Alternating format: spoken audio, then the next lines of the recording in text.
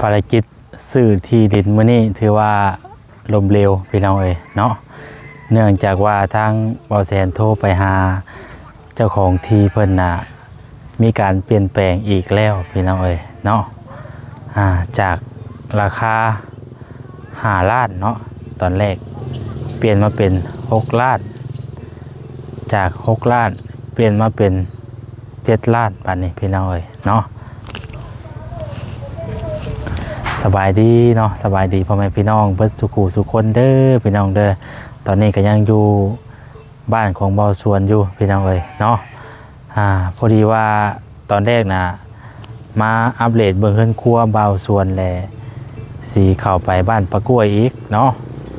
บ้านนี้ทางบ่แสนก็เลยโทรไปเช็คทางนั้นก่อนเสียนะว่าเจ้าของที่เจ้าของเฮือนเพิ่นน่ะ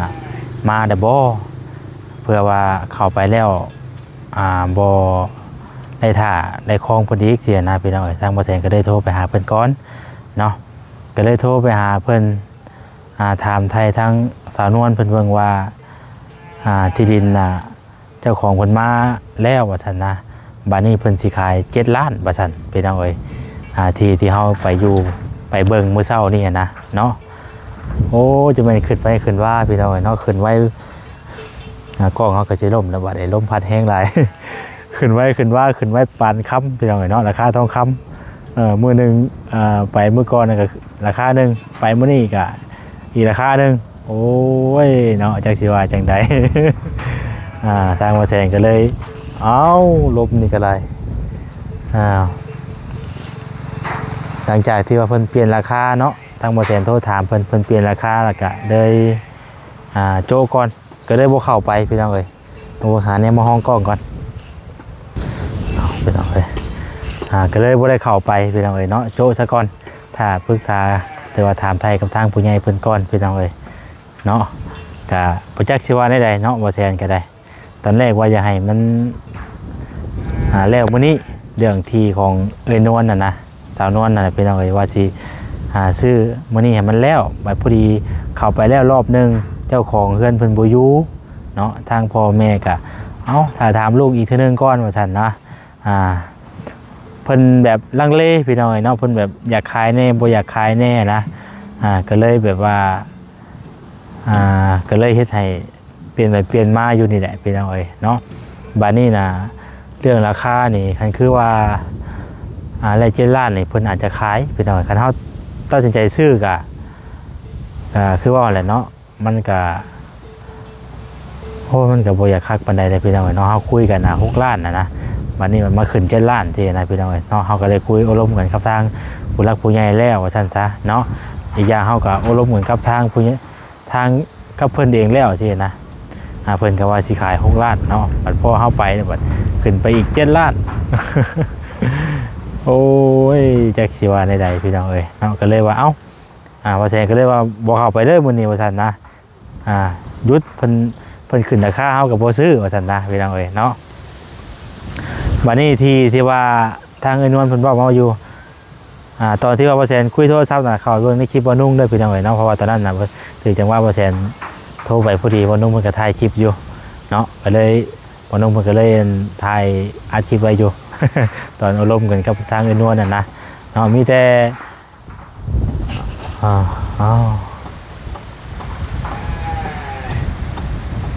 สิร่วมกันกับทางผู้หลักผู้ใหญ่เพิ่นก่อนพี่น้องเนาะว่าสิเอาจังได๋แล้วก็กับที่ตัวที่ว่า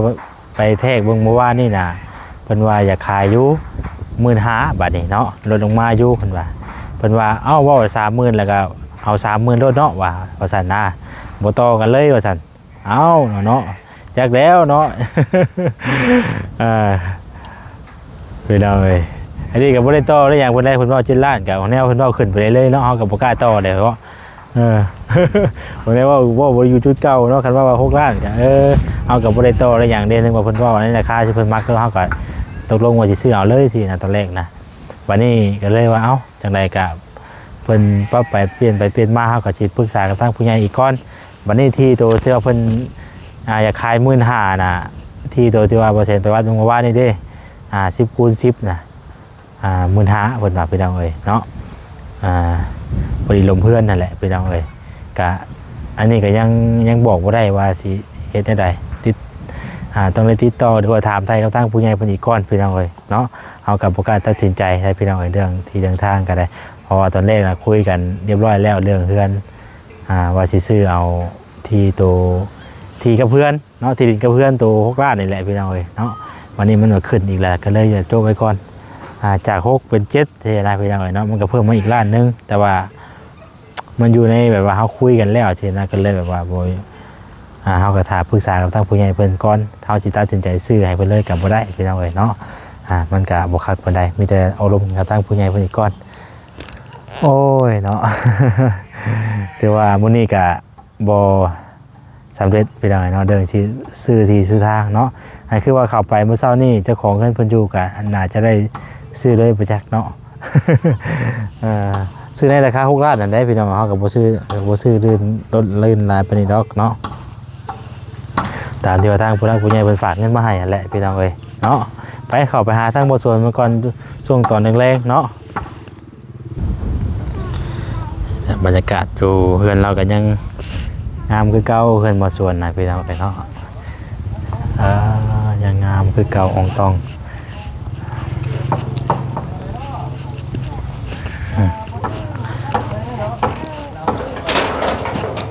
โอ้ยกระพากันหนึ่งเข่าว่ะโอ้แมวกิมแจ็คต่อมาเข่าว่ะนี่โอ้อย่าบายยังกระซีครับมันจะบาดมือ ไปเป็นแล้วเจ้านะไปเป็นแล้วเจ้านะ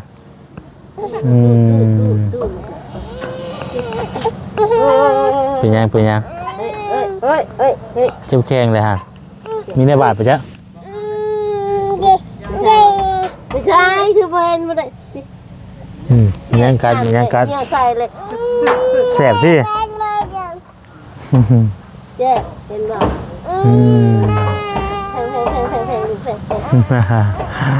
เอ้ยเนาะว้าลมซ้ำเพื่อสิหนึ่งเข่าแล้วเนาะเพื่อสิหนึ่งเข่าแล้วกับว่าง่ายได้พี่น้องเลยรถไฟนั่นเราจูไฟหนึ่งเข่าซะก่อนปูแล้วว่าบัดนี้ปูแล้วบัดนี้เนาะพอลูกสาวเป็นผู้นี้ก็นอนอยู่พี่น้องเลยนอนอยู่เนาะสาดเพิ่นกับปูมาปูอีกแหละ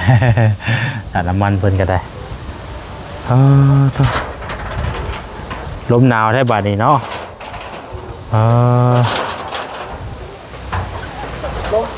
ลมหนาวที่เพื่อจะส้มได้ก่อน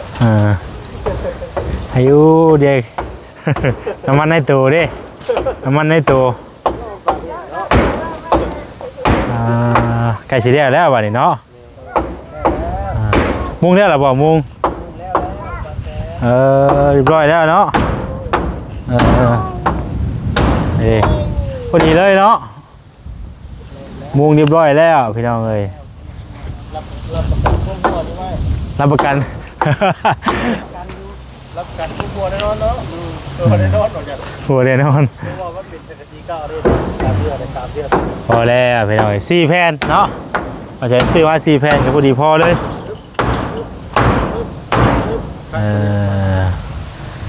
กระบาดนี่จริงแล้วมันกลมๆพื้นครัวเรา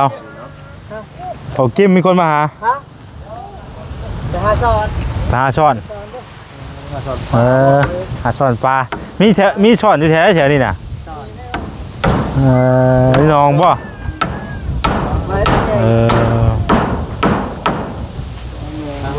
ไม่ฮะใส่เช่นแล้วก็ใส่ผ้าเนาะแล้วรับประกันพุ่มพัวไปหน่อยเนาะ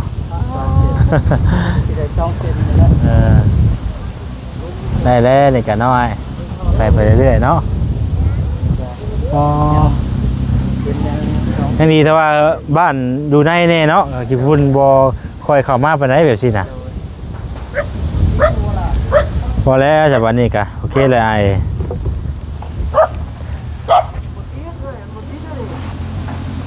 เอาไม่เส้นนึงเส้นนึงจง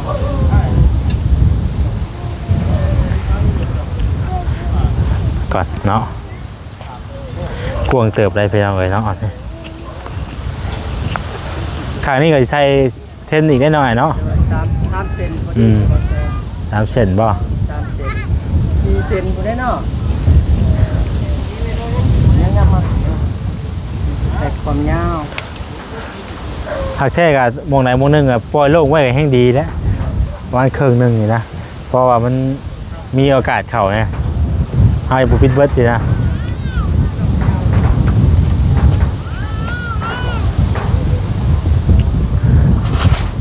รอบางส่วนภาคแล้วก่อนโอ้ลมแห้งดีดอกอันนี้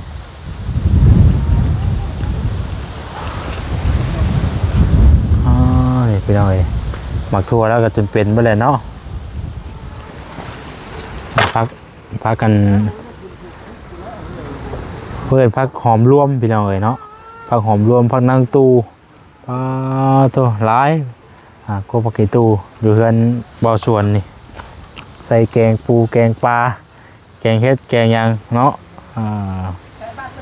หลายพี่น้องเลยแล้วผมหมักต้มหมักแตงแล้วกันหมักพริกบ่อเนาะหมักพริกเนาะบ่ใหญ่หมักพริกนี่พี่น้องเลยหัวสิงไข่แล้วก็ปลูกเลยหอมพวกเลยหัวสวนเราเนาะ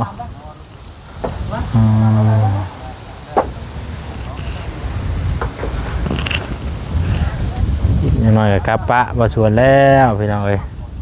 มารอบค่ำดีหมดแล้วตอกไม่ให้ดอกมันบ่ฮ้อนบันไดเนาะอากาศบ่ฮ้อนบันไดอากาศเย็นบ่เฮ็ดดีเฮ็ดบ่ฮ้อนบันไดกับดี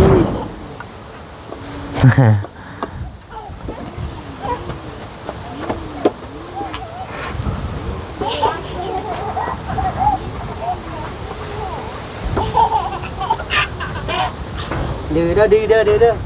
ดื้อดำมั้งดื้อเด้ออย่าดื้อเด้ออย่าดื้อเด้อต่อกันค่าก็ดีต่อกันค่าก็ดีนี่กันเนาะตอนเดือนร่างเก่าฮันอันนี้โอ้ยอย่างเซ่ชิลมเลย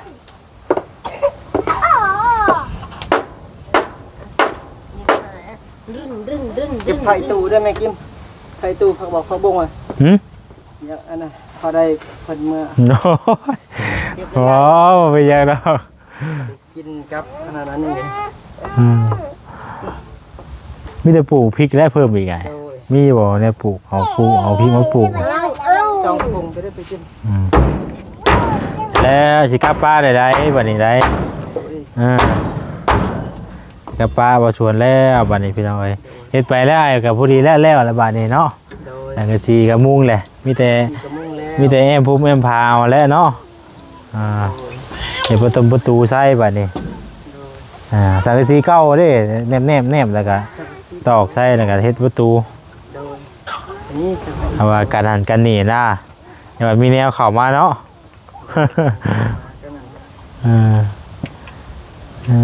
ยัง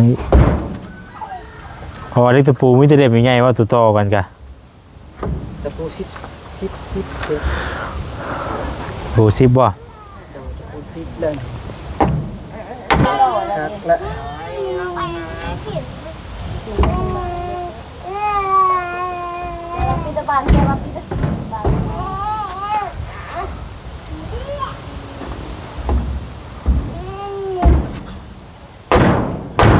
ต่อรถอ่ะได้นักพินเด้ใช้นักพินเด้นอนบ่บ่ได้ลุกบ่เป็นไข่บ่ผู้นั้นบ่เป็นไข่เป็นไข่บ่2คนผู้นั้นนอนยายกินแล้วบ่แต่ละคน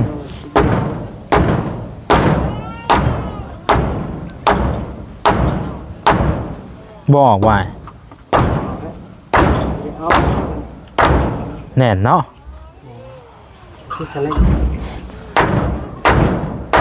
ไม่ใช่เข่าอีกแล้วไปใช่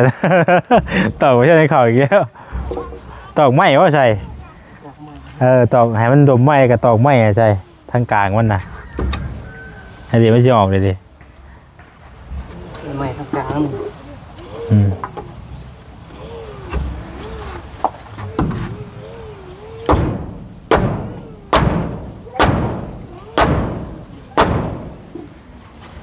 ได้พอ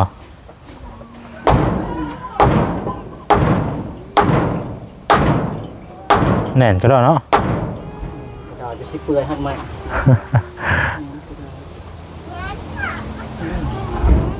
เฮ็ดจังได๋บัดนี้จังสิออกได้บาดนี้หาวิธีเบิ่งบาดนี้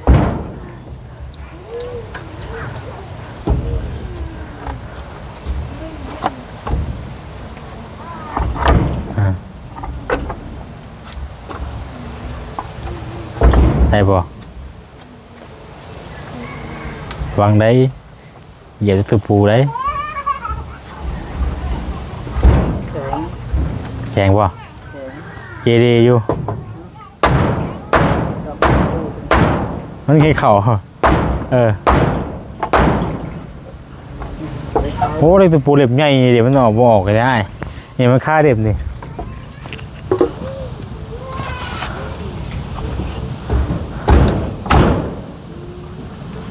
ตอกไม้นี่โอ้มันหักได้บ่โอ้โห แข็งขนาด นี่มันค่าโลกนี่แหละนี่ เดี๋ยวนี่มันคาตัวนี้